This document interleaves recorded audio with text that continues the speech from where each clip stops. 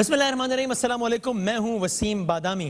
مختلف موضوعات پر ہم نے بات کرنی ہے۔ آج مالی سال کا پہلا دن ہے، 1 جولائی ہے آج، تو ایک نمبر ظاہر ہے جتنے بھی آپ دیکھتے ہیں بجٹ میں اکانومی کے حوالے سے، وہ ایک مالی سال سے لے کے دوسرے مالی سال تک، ہم نے کوئی ٹیکنیکل بات نہیں کرنی، لیکن صرف ایک گزارش یہ ہے کہ اب سارے نمبرز فائنل ہونا شروع ہو گئے، تو انفلیشن مہنگائی جس کا مجھ سے آپ سے اور عام آدمی سے تعلق ہے، اس کا نمبر آ گیا کہ اس مالی سال میں کتنی رہی تھی اس مالی سال میں مہنگائی؟ اس مالی سال میں مہنگائی رہی 10.7%۔ اس کا مطلب کیا ہے؟ یہ پچھلے 10 سالوں میں سب سے زیادہ ہے۔ پچھلے 10 سالوں میں پہلی مرتبہ ہوا ہے کہ پاکستان میں جو انفلیشن ہے وہ ڈبل ڈیجٹ رہی ہو۔ پچھلے سال کتنی تھی؟ 7.3%، اس سال اور بڑھ گئی 10.7% ہو گئی۔ ذرا ہم نے اور بھی بہت سارے موضوعات بات کرنی ہے، آغاز یہیں سے کر لیتے ہیں۔ ہمارے ساتھ پاکستان مسلم نون کے جناب مصدق ملک صاحب تشریف فرما ہے، سینیٹر ہیں MLN کے۔ جناب نوید قمر صاحب ممبر نیشنل اسمبلی ہے پاکستان پیپلز پارٹی کے، ہمارے ساتھ تشریف فرما ہے۔ اور جناب صداقت عباسی صاحب پاکستان تحریک انصاف کے MN ہمارے ساتھ تشریف فرما ہے۔ صداقت بھائی ریڈی ہیں یا پھر میں صداقت بھائی آپ کو آواز آ رہی ہے میری؟ السلام علیکم۔ اچھا، ان کو بھی کنیکٹ کر رہے ہیں، ٹھیک ہے۔ چلیں اس سے پہلے پھر میں ذرا ایک بات، اس سے پہلے کہ صداقت صاحب کی طرف آئیں، میں ایک اور بات کر لیتا ہوں۔ آج ہمارے ساتھ نوید قمر صاحب بھی چونکہ تشریف فرما ہے، تو کل ہم نے دیکھا تھا پارلیمان میں ذرا کچھ ایک مناظر وہ دیکھنے میں آئے تھے جس پہ وہ نوید قمر صاحب بہت اپنے غیر روایتی انداز میں نظر آئے، بہت کول کام آدمی ہے نوید قمر صاحب۔ وفاقی وزیر علی زیدی صاحب، انہوں نے بہت تنقید کی پاکستان پیپلز پارٹی پر۔ اچھا نوید قمر صاحب، میں ذاتی طور پہ یہ کہتا بھی ہوں ہمیشہ کہ جناب گورنمنٹ کا زیادہ یہ فرض ہے کہ وہ ہاؤس کے ڈیکورم کو مینٹین رکھے اور اس طرح ساری باتیں، لیکن پریسائزلی کل کی اسپیچ میں نے علی زیدی صاحب کی پوری اسپیچ سنی، ظاہر ہے تنقید تھی بڑی تگڑی، وہ تو سب کا حق ہے۔ میں I really want to know کہ اس میں ایسا کیا تھا کہ جو کہ آپ نے اس طرح ریئیکٹ کیا، اس میں ایسی بھی کیا بات تھی اس میں؟ ویسے بات سچ یہ ہے کہ پورا جو یہ بجٹ کا سیشن تھا وہ انڈر سرٹن SOPs جو ہے ہو رہا تھا، صحیح ہے، اور ہم نے ٹوٹلی گورنمنٹ کے ساتھ یہ انڈر دا اسپیکرز گائیڈنس یہ کمٹ کیا ہوا تھا کہ بھئی ہم لوگ جو ہیں اپنے 1/4 سے زیادہ لوگ سوائے فائنینس بل والے دن پہ اس سے زیادہ نہیں لائیں گے، اور باقی ساری اور بھی کافی ساری چیزیں تھیں، لیکن اس میں ایک ایشو یہ بھی تھا کہ ہم اس میں کنٹروورشل ایشوز کو بجٹ کے پروسیس میں نہیں لائیں گے، کیونکہ پھر اس کا مطلب یہ ہے کہ پھر سب اپنی فل اسٹرینتھ پہ آئیں، پھر کورونا پازیٹیو والے بھی آئیں، پھر انڈر لائن جو کنڈیشنز والے بھی آئیں، جو بزرگ ہیں وہ بھی آئیں، تو یہ کوئی ایک تو میسج بھی اچھا نہیں ہوتا، اور خواہ ایک اور ہم آدھے لوگوں کو بیمار کر کے واپس دیں گے تو یہ بھی درست نہیں تھا۔ ہر ایک نے اس پہ سائن آف کیا تھا اس بات پہ، لیکن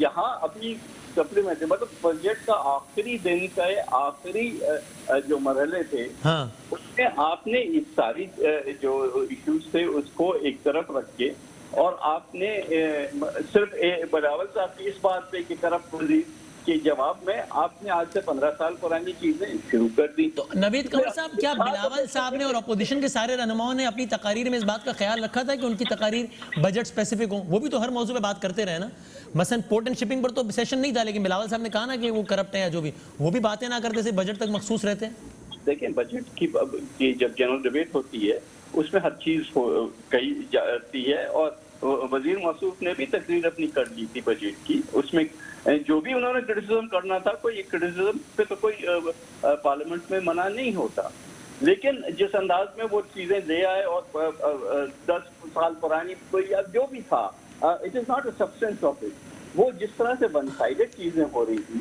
اچھا ٹھیک ہے، پھر جواب آیا نا، پھر قادر بلوچ نے بھی سیدھا وائٹ کا ایشو، قادر پٹیل نے بھی سیدھا وائٹ کا ایشو، وہ تو پرسنل ہو گئی نا بات، بڑی ذاتیات ہو گئی نا بات۔ یہ بھی پرسنل تھی، یہ بھی علی زیدی نے کیا ذاتیات پہ بات کی؟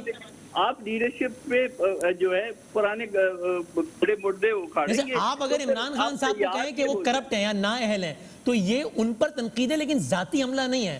لیکن آپ جو بات کر رہے ہیں وہ ذاتی حملہ ہے، تو علی زیدی نے کوئی ذاتی حملہ مثلا میں چلیں میں اسپیسیفک بات کر لیتا ہوں۔ یہ تو سب سے وہ تو بعد میں ہوا نا، میں تو جو آپ میرے بیہیویئر کی بات کر رہے ہیں، میں تو اس سے پہلے کی بات کر رہا ہوں کہ ون سائیڈڈ نہیں ہونا چاہیے تھا۔ اس کے بعد بیچ میں پھر ابھی میں شروع ہی ہوا ہوں، اور آپ نے خود دیکھا کہ میں سافٹلی بات کر رہا تھا، پھر وہاں سے جو ہے جو انٹرپشن آئی، ظاہر ہے کہ وہ پرووکنگ تھی، یہ کہ بھئی ون سائیڈڈ ہاؤس چل رہا تھا، اس کو فردر ون سائیڈڈ چلنا چاہیے، تو ظاہر ہے کہ اس کو پھر ہم نے آپ اس انٹرپشن پہ آپ کہہ رہے ہیں وہ بڑا پرووکیٹو تھا اور آپ اس پہ ریاکٹ کر گئے، لیکن مجھے ایک اسپیسیفک بات بتا دیں، پھر میں دوسرے مہمانوں کی طرف جاتا ہوں۔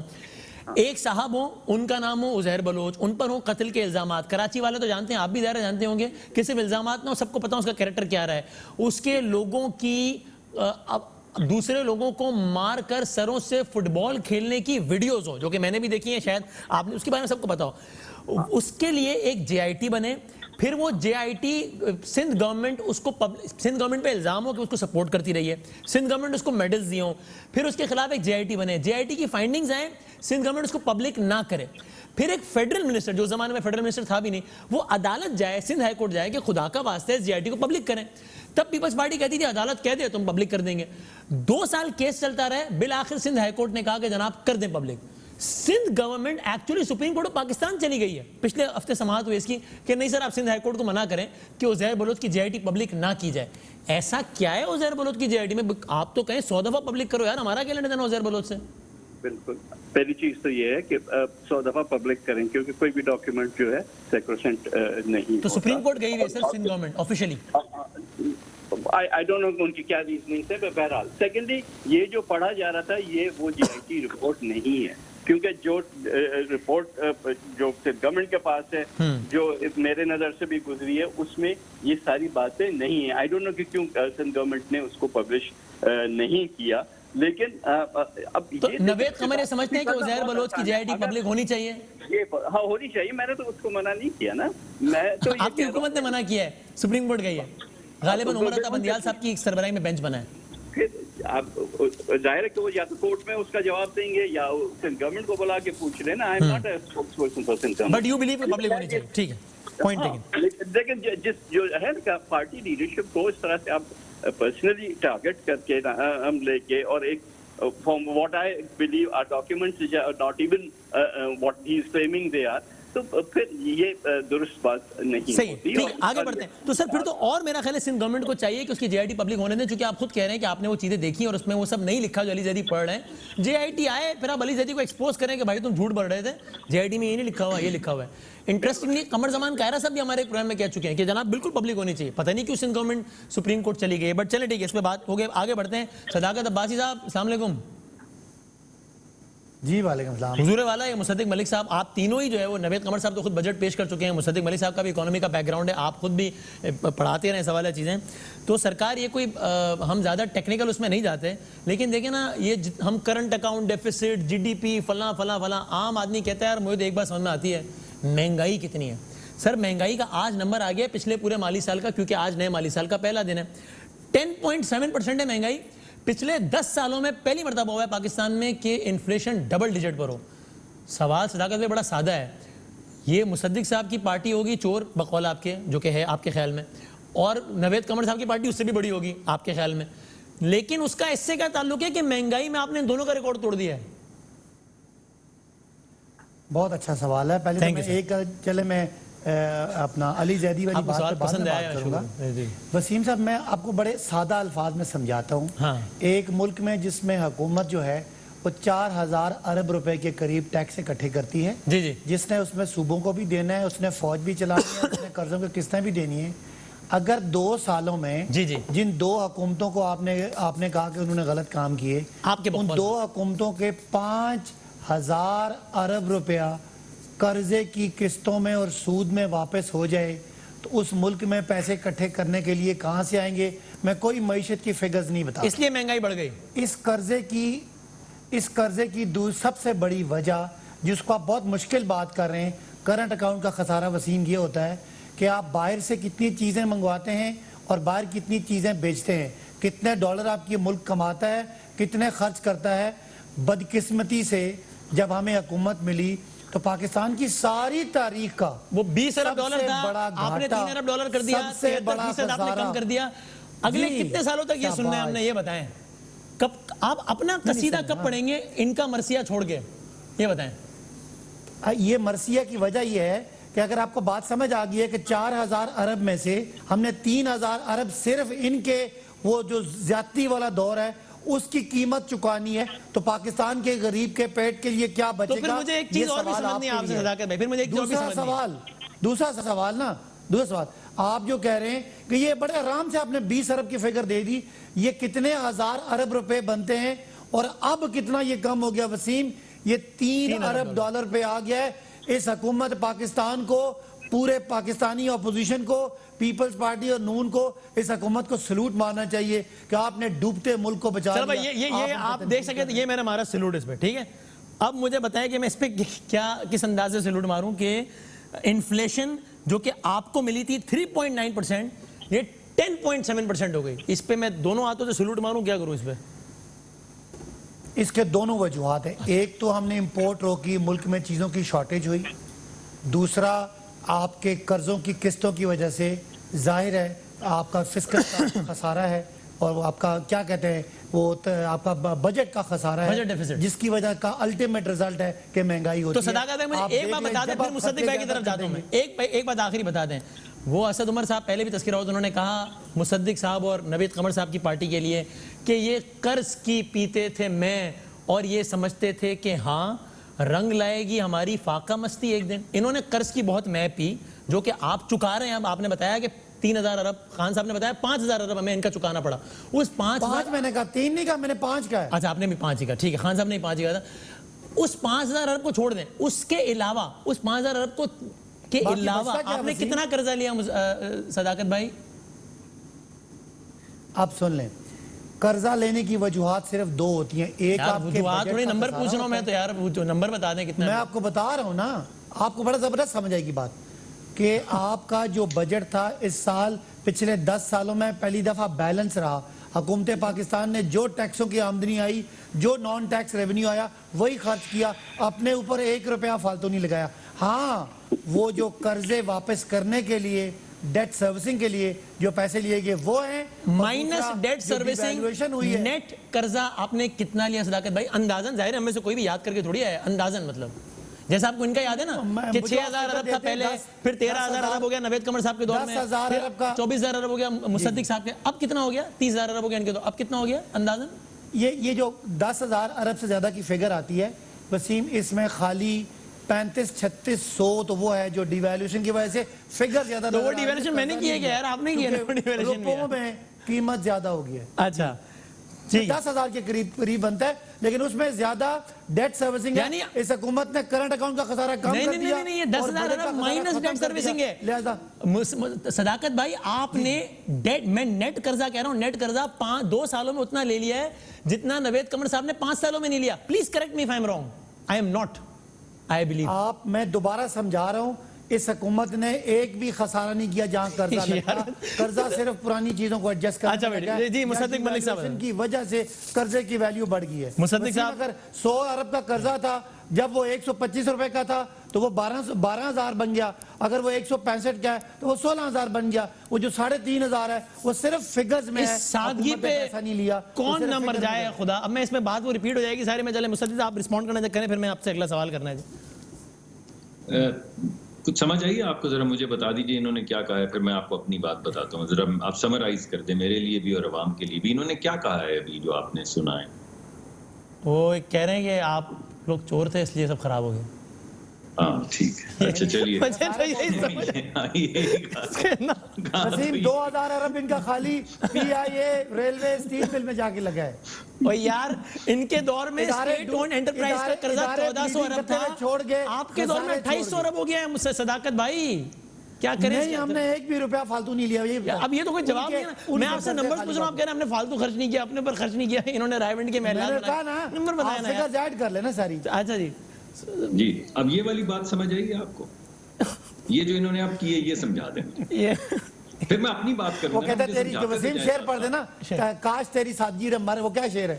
کون سی سادگی میں مرنا چاہیے؟ کاش تیری سادگی والا شعر نہ خراب کرے. مجھے یہ شعر بھی سمجھ نہیں آئی, آپ جواب دیں. مجھے بھی سمجھ نہیں آیا, شعر بھی نہیں سمجھ آیا اور بات بھی نہیں سمجھ. اچھا چلے اسٹیٹ اونڈ انٹرپرائزز سے شروع کرتے ہیں. سو 1300 ارب سے زیادہ تھا اسٹیٹ اونڈ انٹرپرائزز کے اوپر قرضہ جب ہماری حکومت گئی ہے, اور اس وقت 2,100 ارب ہے. 2,100 ارب. آپ مجھے بتائیے کہ یہ 2,100 ارب کیسے ہو گیا ہے؟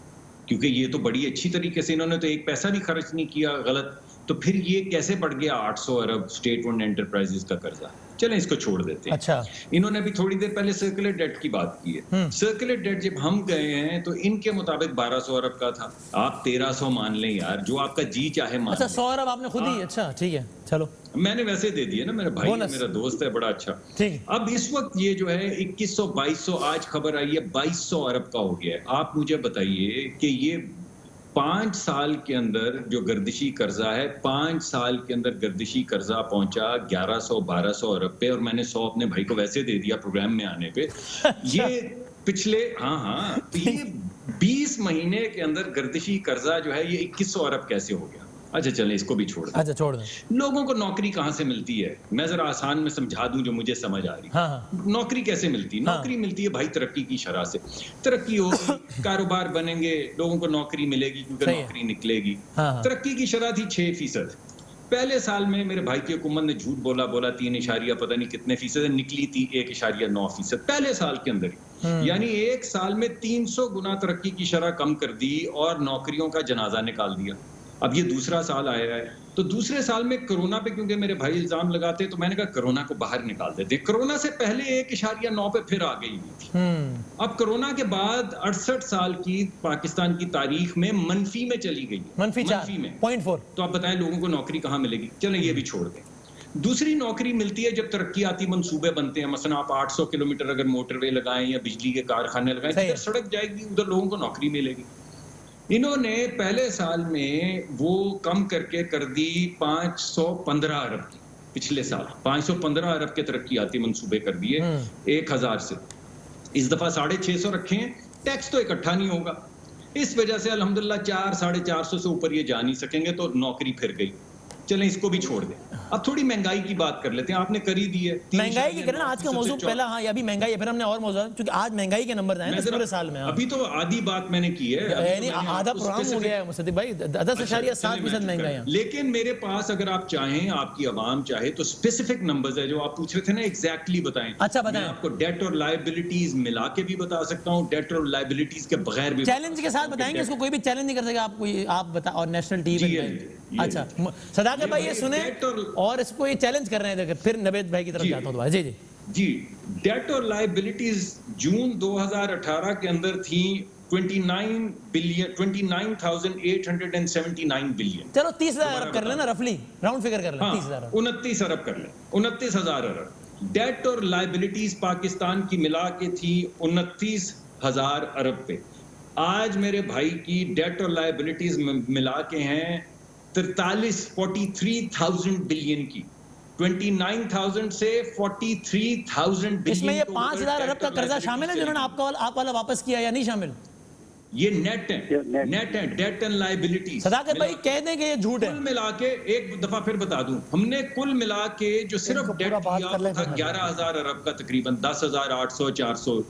انہوں نے بھائی میرے نے 20 مہینے کے اندر جو ہے 10,000 ارب سے زیادہ کا قرضہ لیا. صداقت بھائی کہہ دیں یہ جھوٹ ہے. وہ یہ دعویٰ کر رہے ہیں کہ آپ نے اتنا قرضہ لے لیا جتنا انہوں نے 5 سال میں لیا تھا. خان صاحب تو کہتے تھے قرضے لے کے رائے ونڈ کے محلات بنا رہے ہیں, جو کہ آپ نے نہیں بنائے, ظاہر ہے. تو یہ غلط کہہ رہے ہیں نا مصدق صاحب. صداقت بھائی کہہ رہے ہیں کہ وہ جو انٹرسٹ ریٹ تھا بڑھ گیا, وہ میں نے بڑھایا تھا انٹرسٹ ریٹ. چلو ابھی اس کا صداقت بھائی دے دیں گے. لیکن نوید قمر صاحب ایک بات آپ بتا دیں. دیکھیں تنقید برائے تنقید بھی تو کرتے ہیں نا آپ. مثلاً آج بھی بلاول صاحب نے پریس کانفرنس کی, جو کہ میرا اگلا موضوع بھی ہے, اور انہوں نے کہا کہ کیا ظلم ہو رہا ہے پاکستان اسٹیل مل کے لوگوں کے ساتھ, یہ وہ. سر گزارش یہ وہی پاکستان اسٹیل مل ہے نا نوید قمر صاحب, جو کہ پروفٹ میں جاری تھی مشرف صاحب کے دور میں. فائنینشیل ایئر, آج بھی ایک فائنینشیل ایئر کلوز ہوا ہے, 2007-8 میں اس کا پروفٹ 9 بلین روپے تھا, 9.54 بلین روپیز. آپ نے اس میں اوور سٹافنگ کی, اور آپ کے دور میں آ کر اس نے پہلی مرتبہ لاسز انکر ہونا شروع ہوئے, یہاں تک کہ یہ نقصان, یہ پلس میں جانے والا ادارہ اسٹیل مل 200 ارب نقصان میں چلا گیا. آپ کے دور سے اس کا آغاز ہوا. اب آپ نے اوور سٹافنگ کی, سیاسی بھرتیاں کی, آج یہ نکالتے ہیں تو آپ کہہ رہے غریب کے ساتھ ظلم ہو رہا ہے, اور نہیں نکالتے تو پھر کیسے چلے گا ادارہ؟ نقصان میں آپ کے دور میں گیا. وسیم بھائی پہلے تو میں کچھ چیزیں فیکچولی آپ کے سامنے رکھ دوں. اچھا, پہلی چیز تو یہ کہ اسٹیل مل مشرف کے صاحب کے زمانے میں ٹوٹلی نہیں تھی. اسٹیل مل انفارچونیٹلی ہم ہر چیز کو سیاسی کر دیتے ہیں, اس لیے ہم فیکٹس کو پیچھے ہٹا دیتے ہیں. اسٹیل مل کی پروفٹ اینڈ لاس جو ہے انٹرنیشنل اسٹیل پرائسز کے ساتھ اوپر نیچے ہوئی ہے. مشرف صاحب کے 3 سال جو تھے اس میں وہ ایکسٹریملی لاس میکنگ میں گئی. اس کے بعد 2 سال انہوں نے پروفٹ کیا. پھر جب 2008 کا آپ فگر الگ کاٹ کے دیکھتے ہیں تو اس میں آپ کو لگتا ہے کیونکہ وہی انٹرنیشنل ریسیشن کا سال تھا اور ساری دنیا میں اسٹیل کی جو مارکیٹ تھی اوور آل وہ نیچے گئی, یا پاکستان میں بھی نیچے گئی, اور اس کے بعد جو ہے اسٹیل مل میں اتنی طاقت نہیں تھی کہ وہ ریکور کرے. نوید صاحب یہ ٹھیک ہے کہ اسٹیل کی سیلز ورلڈ وائڈ ڈراپ ہوئی, بلکہ گورنمنٹ آف پاکستان نے بھی پی ایس ڈی پی کے تحت بہت سارے منصوبے ہالٹ کر دیے, اس لیے اسٹیل کی لوکل ڈیمانڈ بھی کم ہو گئی, اس لیے اس کا بھی اثر آیا. لیکن یہ تو ہے نا کہ ایک تاریخ ہسٹوریکل لاسز انکر کیا اسٹیل مل آپ کے دور میں, which was not the case earlier, بھرتیوں کی اور بند ہو گئی اسٹیل مل. ٹھیک ہے نا, بھرتیاں ہمارے زمانے میں ایک بھی بھرتی نہیں سے سو. یہ ساری بھرتیاں وہ جو گولڈن پیریڈ جس کو آپ کہہ رہے ہیں نا مشرف صاحب کا, یہ ساری بھرتیاں اس زمانے میں ہوئی تھی. By the time Peoples Party کی گورنمنٹ آئی تب تک جو تھا اسٹیل مل اچھا خاصا ایک پرابلم میں آیا ہوا تھا, اور اس میں ایڈیشنل کوئی بھی بھرتیاں نہیں ہوئی. یہ آپ دیکھیں گے کہ یہاں پہ پوزیشن جو ہے, آپ ہمارے دوست جو ہیں ایم کیو ایم والے وہ بھی اسٹیل مل کے بے دخلیوں کے خلاف ہیں, اس لیے کہ بائی اینڈ لارج جو دوست جو اس زمانے میں انچارج تھے اور اس کے بعد بھرتیاں بھی ہوئی وہ ان کے لوگ. اس کو سمرائز کر لیتے ہیں, آپ کے دور میں بند کیوں ہو گئے؟ آپ چلا لیتے نا صحیح سے, آپ اس کو کر دیتے نا ریوائز کر دیتے نا. اس لیے جیسے میں نے خود بتایا بند تو خیر ہمارے زمانے میں نہیں بھی, وہ ہمارے گورنمنٹ کے بعد ڈکلائن شروع ہو گیا, یہاں تک کہ مصدق صاحب کے دور میں آگے تالا لگ گیا اس کو. لیکن ڈکلائن میں گئی نا, ڈکلائن میں اس لیے گئی کہ اوور آل جو اسٹیل کی سچویشن تھی وہ اچھی خاصی خراب ہوتی گئی. اس اسٹیل مل کو جو ہے ایک میسو انجیکشن آف ریسورسز کی ضرورت تھی, جو کہ پلان ہمارا یہ تھا کہ رشینز جو کہ اوریجنل اس اسٹیل مل کے لگانے والے تھے ان کے ساتھ کولیبریشن میں اس کو جو ہے ماڈرنائز کیا جائے. وہ گورنمنٹ کی چینج ہونے سے وہ ساری باتیں جو ہیں وہ کسی کنڈیشن پہ نہیں پہنچتی, اور پھر الٹیمیٹلی جا کے بندی ہو. میں ایک بریک لے لوں ذرا, بریک سے پہلے ذرا ایک چن لیں. مصدق بھائی آپ سنیے, صداقت بھائی آپ بھی سنیے, نوید صاحب بھی. خواجہ آصف صاحب نے نا ایک معصومانہ خواہش کا اظہار کیا تھا کہ بھائی عمران خان صاحب جائیں, پی ٹی آئی سے کوئی اور وزیر اعظم آ جائے. کیا کہا تھا خواجہ صاحب, سنیں ذرا. عمران خان اور پاکستان جو ہے یہ کو ایگزسٹ نہیں کر سکتے. اپنی ناکامی کا اعتراف کرتے ہوئے استعفیٰ دیں, پی ٹی آئی اپنا نیا لیڈر چن لے تاکہ قوم کو اس شخص سے چھٹکارا ملے. لیکن خواجہ آصف صاحب کی اس بات کی حمایت ان کی اپنی پارٹی کے لوگ بھی کرتے نظر نہیں آ رہے. خود احسن اقبال صاحب نے کل ہمارے پروگرام میں کہا کہ یہ پریکٹیکل ہی نہیں ہے, یہ نہیں, یہ غیر حقیقت پسندانہ ہے. احسن اقبال صاحب نے کل کیا ہمارے پروگرام میں, یہ سنیں ذرا. سب کچھ یہی رہے لیکن وزیر اعظم عمران خان کے علاوہ بے شک پی ٹی آئی کوئی ایک بندہ آ جائے, مسلم لیگ نون اس کے خلاف ہے. دیکھیے میں سمجھتا ہوں کہ وہ غیر حقیقت پسندانہ ہے, کیونکہ عمران خان صاحب کبھی یہ چیز گوارا نہیں کریں گے کہ وہ خود پیچھے ہو کے اپنی جماعت میں سے کسی کو آگے کریں. صحیح ہے. اسی طریقے سے یہ بھی مصدق صاحب, یہ آپ کی خواہش پوری ہوتی لگی نہیں کہ جناب خان صاحب چلے جائیں پھر پی ٹی آئی کی حکومت ہو, اس میں تو کوئی بریک کے بعد بات کرتے نا کہ کیوں یہ خواہشات کیوں جنم لے رہی ہیں اپوزیشن میں, نوید قمر صاحب کی پارٹی کے دل میں اور مصدق صاحب کی پارٹی کے کچھ لوگوں میں. بات کرتے ہیں صداقت بھائی سے ہی بات کرتے ہیں. خوش آمدید کہتے ہیں آپ کو ایک بار پھر. ایک کوئک کامنٹ پہلے اس پہ کر دیں نوید قمر صاحب, آپ پہلے کوئک کامنٹ کر دیجئے. یہ نہیں ہونے والا, یہ کیوں کہہ رہے ہیں بلاول صاحب مجھے نہیں پتا, کہ جناب خان صاحب چلے جائیں, پی ٹی آئی کی حکومت بھی ہو بے شک, لیکن کوئی اور وزیر اعظم بن جائے. انہوں نے جملے ان کے یہ نہیں تھے لیکن مفہوم یہ ہے. یہ تو پریکٹیکل نہیں ہے نا, خود احسن اقبال صاحب نے نہیں کہا.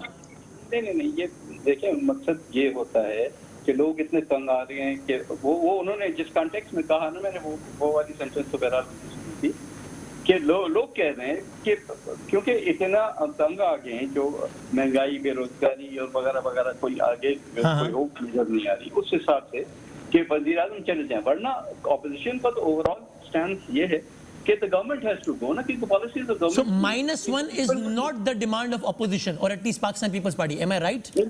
نہیں, انڈیویجول کا ایشو نہیں ہے, ایشو اوور آل سارے. تو مائنس عمران آپ کی ڈیمانڈ نہیں ہے نا سر؟ جی, مائنس عمران آپ کی ڈیمانڈ نہیں ہے نا؟ -1 کا تو یہ تو فرینکلی یہ لفظ میں نے سنائی خان صاحب کی تقریر میں تھا. اوہ اچھا, -1 ٹھیک ہے. مصدق بھائی کا بھی اس پہ کامنٹ لے لوں, پھر صداقت بھائی ایک ساتھ 10 سال پہلے وہ مصدق بھائی -1 خواجہ آصف صاحب سے کہیں کہ وہ نہیں ہو سکتا, یہ تو عملاً ممکن نہیں ہے. آپ کی کیا رائے ہے, ہو سکتا ہے ایسا کیا؟ دیکھیں میری رائے یہ ہے کہ جب بھی کوئی -1 کی پہلی بات تو یہ ہے کہ جو ریئل اصل میں -1 کی بات کی ہے وہ تو پہلے فیصل واؤڈا صاحب نے کی ہے, جنہوں نے وہ کابینہ کے اجلاس میں کہا تھا کہ وزیر اعظم صاحب پلک نہیں جھپکنی آپ نے, یہ تاک لگائے دو بیٹھے ہیں اور سازشیں کر رہے ہیں. اس پہ سنیں ذرا, ایک منٹ اس پہ سنیں, آپ اس پہ رکیے 1 منٹ. شاہ محمود قریشی صاحب سے کل ہم نے معصومانہ سوال پوچھا ہے, ذرا وہ سنیں اور پھر تبصرہ فرمائیں. دکھائیں جی قریشی صاحب نے وزیر اعظم بننے والی بات میں. آپ کے خیال میں پی ٹی آئی کی حکومت میں ہوتے ہوئے عمران خان صاحب کا وزیر اعظم نہ ہونا یہ ناممکن ہے؟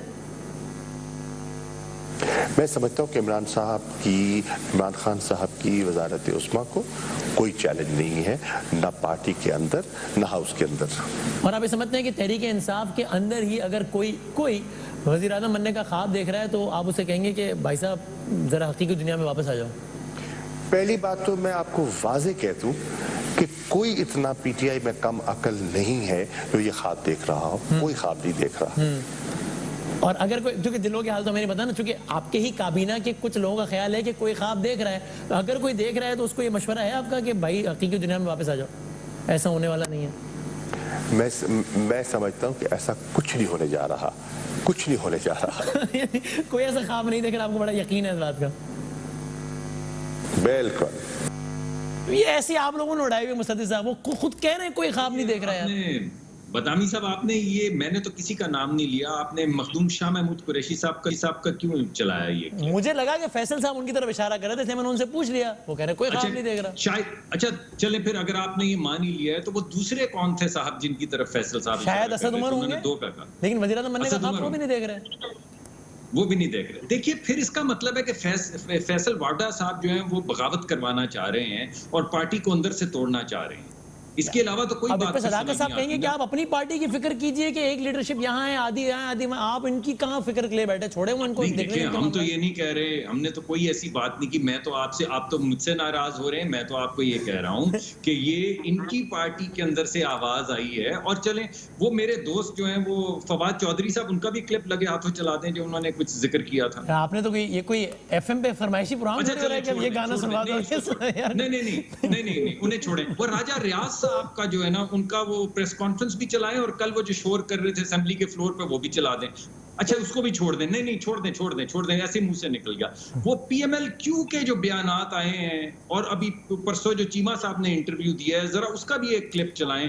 پھر اس کے بعد آپ مینگل صاحب کا چلائیں. پھر آپ ایم کیو ایم کے کو 3 4 5 اوپر نیچے والے کلپ چلائیں. آپ کو پتہ چل جائے گا کہ فیصل واگڈا صاحب نے جو اندیا دیا ہے وہ بہت سی ان کی پارٹی کے لوگوں کی اب آواز ہے. انہوں نے کہا کہ پلک نہیں جھپکنی, ایک پلک. اور پھر کل وزیر, اچھا میں نے سمجھا یہ ایسے ہی شور کر رہے ہیں, لیکن جب کل وزیر اعظم نے پالیسی سٹیٹمنٹ دے دی -1 کی, دیکھیں نا جب وہ فلور پہ کھڑے ہوتے ہیں تو وہ ایک پالیسی سٹیٹمنٹ دیتے ہیں, اور ان کی پالیسی سٹیٹمنٹ یہ تھی کہ -1 بھی ہو گیا تو توانو نہیں چھڑائیں گے. ایکسکیوز میں پنجابی میں غلط بولی. دیکھیں نا اب جو مجھے پرابلم, اب یہ مجھے صداقت سے بتائیں گے کہ کیوں کہا انہوں نے. ویسے پروڈیوسر ہمارا وہ کلپ ہے واؤڈا صاحب نے کل ندیم علی صاحب کے پروگرام میں ہوا ہے. دیکھیے جو انہوں نے کہا وہ یہ کہ اگر -1 بھی ہو گیا تو چلے گا ایسا ہی, تو بھائی جان پھر تو بیڑا غرق ہے. اگر ایسا ہی چلے گا تو پھر تو اکانومی بھی گئی. نہیں, آپ دیکھیں وہ آپ کو کہہ رہے تھے کہ آپ لوگ خوش نہ ہو, -1 ہو گیا تو آپ کی بچت نہیں ہو رہی.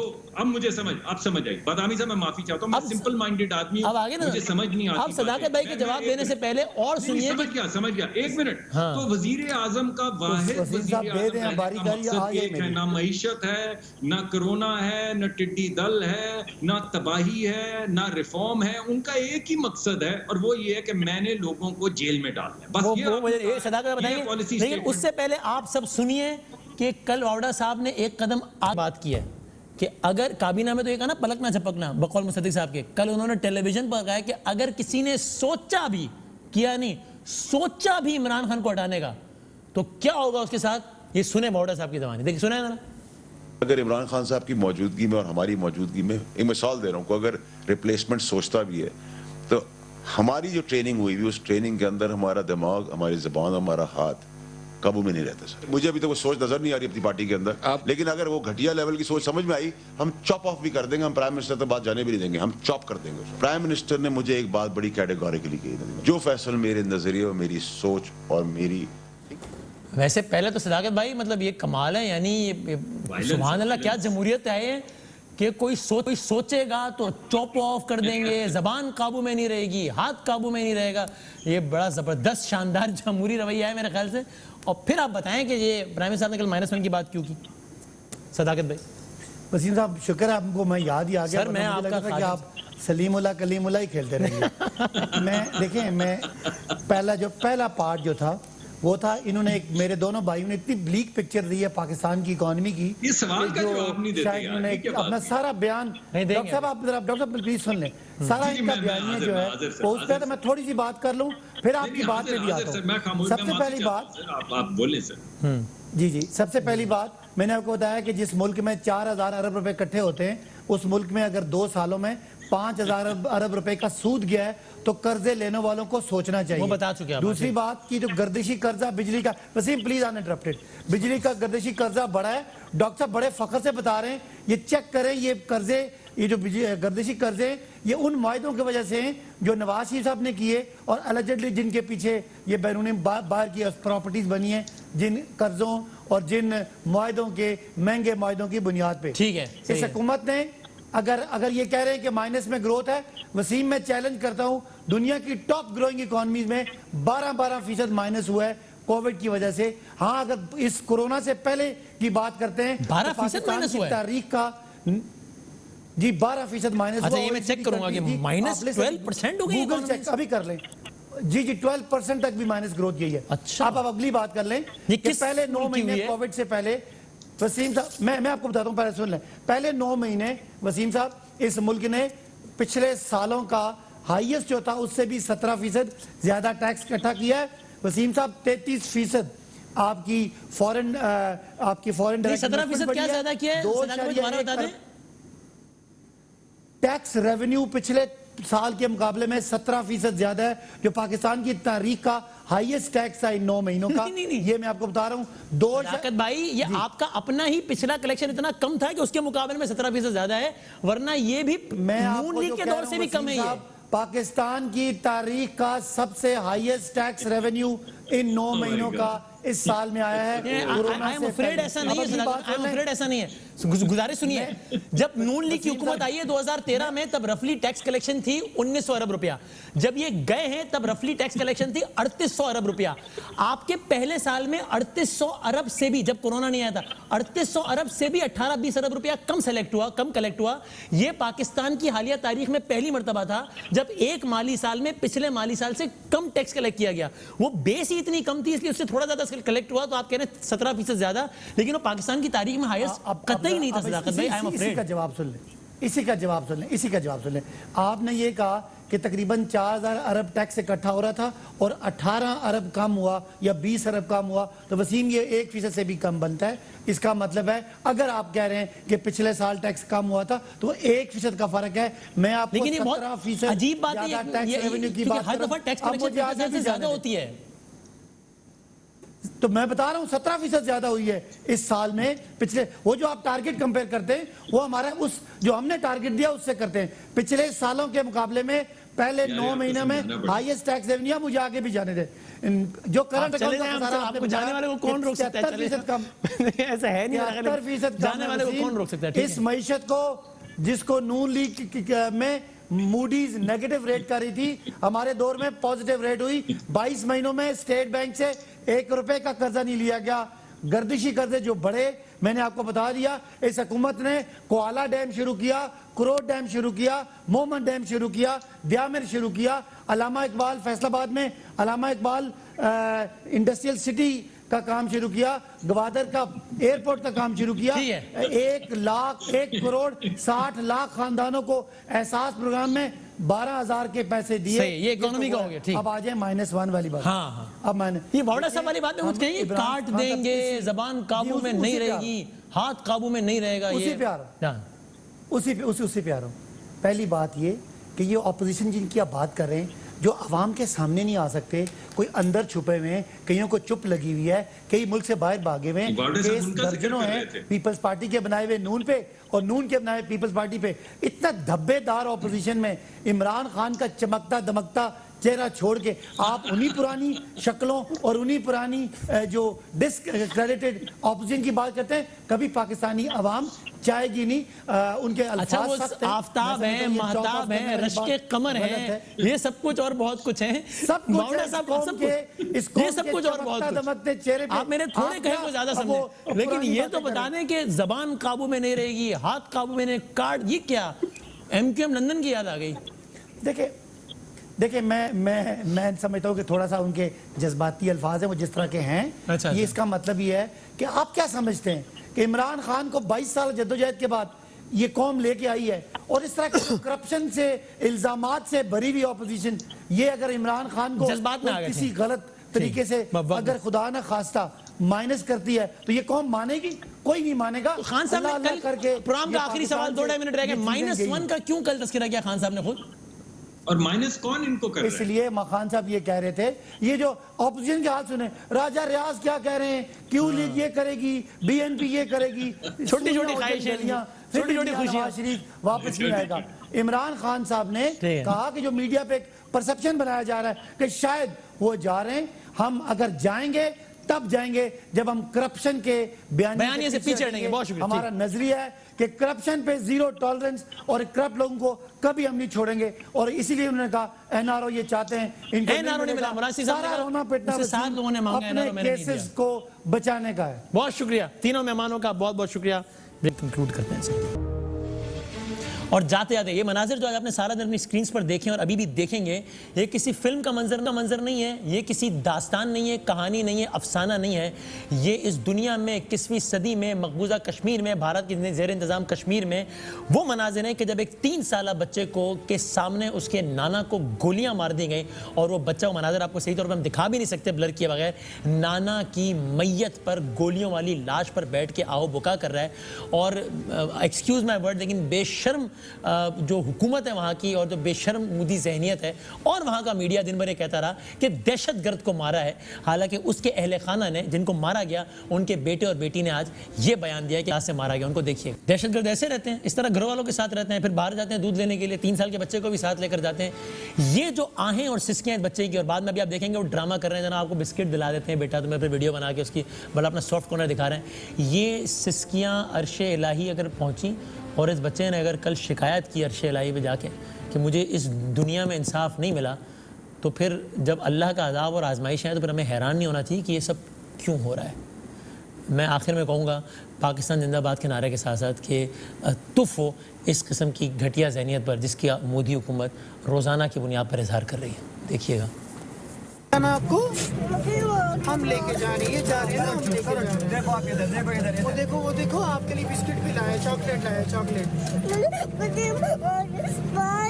ماموں کے پاس لے کے جائیں.